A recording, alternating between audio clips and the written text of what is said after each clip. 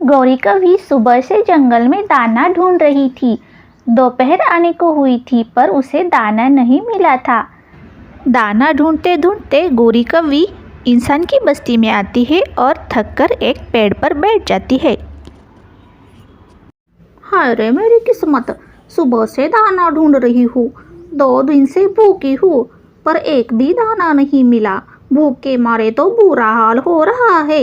हे भगवान, कुछ स्वादिष्ट खाने को मिले तो कितना अच्छा होगा। तभी पकौड़ों की खुशबू गौरी के नाक में घुस जाती है। आहा, पकौड़ों की खुशबू कितनी अच्छी है। मैं तो 2 दिन से भूखी हूँ, ये पकोड़े खाने के मिल जाए तो कितना मजा आ जाएगा। ये इंसान भी कितने भाग्यशाली होते हैं, अच्छे अच्छे पकवान, मनचाहे पकवान बनाकर खा लेते हैं। जरा देखूं तो पकोड़े कौन खा रहा है।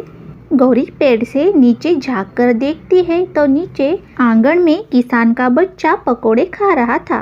हाँ रे, कितने मजे से पकोड़े खा रहा है, मुझे मिल जाए तो कितना अच्छा होता। तभी बच्चा प्लेट नीचे रखकर पानी पीने के लिए अंदर चला जाता है। यह गौरी बहुत खुश होती है। अरे भगवान, तूने मेरी सुन ली, बच्चा तो अंदर चला गया। जल्दी से प्लेट से पकोड़ा उठाकर भाग जाती हूँ। जैसे ही गौरी पकोड़ा उठाने जाती है, बच्चा अंदर से भागता हुआ आता है और गौरी को लाठी से बहुत पीटता है। और तभी जोर से बारिश भी शुरू हो जाती है। गौरी जैसे तैसे करके उड़कर पेड़ के डाली पर बैठ जाती है। हाय रे मेरी किस्मत, पकोड़े तो खाने को नहीं मिले, मार खा के आ गई और ऊपर से ये बारिश में तो सारी भीग गई। मेरी पंख में तो बहुत दर्द हो रहा है, मुझसे उड़ा भी नहीं जा रहा। अब मैं क्या करूँ। गौरी थोड़ी देर आराम करती है, दर्द कम होने तक बैठती है और फिर वापस घर चली जाती है। कालू जी बहुत पीटा, उस किसान के बच्चे ने मुझे बहुत पीटा। गौरी, उस किसान के बच्चे ने क्यों पीटा तुम्हें? और इतनी बारिश में तुम कहाँ गई थी? अरे कालू जी, दाना ढूंढते ढूंढते इंसानों की बस्ती में पहुंच गई। एक बच्चा पकोड़े खा रहा था तो मेरा भी मन किया पकोड़े खाने का। मैं लेने गई तो उसने मुझे बहुत पीटा। कालू जी, कैसे भी करके मुझे पकोड़े खिला दो, 2 दिन से भूखी हूँ, मुझे पकोड़े खाने का बहुत मन कर रहा है। गौरी, इतने बारिश में पकोड़े कहाँ से लाऊं? हमारे घर में तो पकोड़े बनाने का सामान भी नहीं है। कालू जी, मेरे पास एक आइडिया है, चलो चिड़िया के पास चलते हैं। दोनों चिड़िया के घर चले जाते हैं।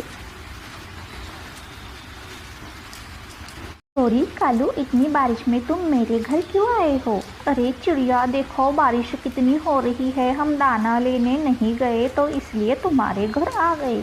पर मुझे तो दाना लेने जाना पड़ेगा, मेरा कुक्कू भूखा, के लिए दाना लेने तो मुझे जाना ही पड़ेगा। और ये चिड़िया, इतने बारिश में कैसे जाओगी? चलो हमारे घर सब पकोड़े बनाकर मजे से खा लेते हैं, मैंने चूल्हा भी जला के रखा है, चलो जल्दी।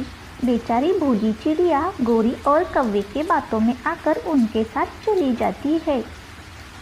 चलो गौरी, जल्दी से सामान दे दो, मैं पकोड़े बनाती हूँ। अरे चिड़िया, मैं तो भूल ही गई, मेरे पास पकोड़े बनाने का सामान तो नहीं है। ऐसा करो, तुम कबूतर चाचा से मांग लो, तुम्हें वो सामान दे देंगी।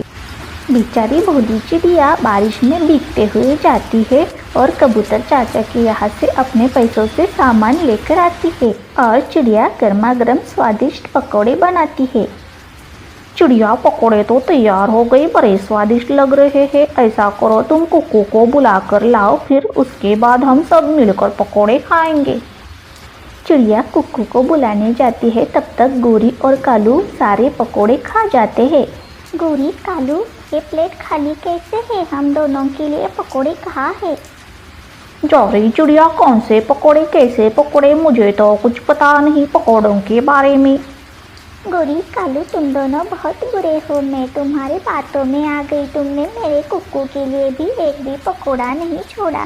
तुम दोनों बहुत बुरे हो, मुझे पता है। तुम दोनों सारे पकोड़े खा गए। भगवान तुम्हारे साथ कभी भी अच्छा नहीं करेगा। चलो कुक्कू, हम अपने घर चलते हैं।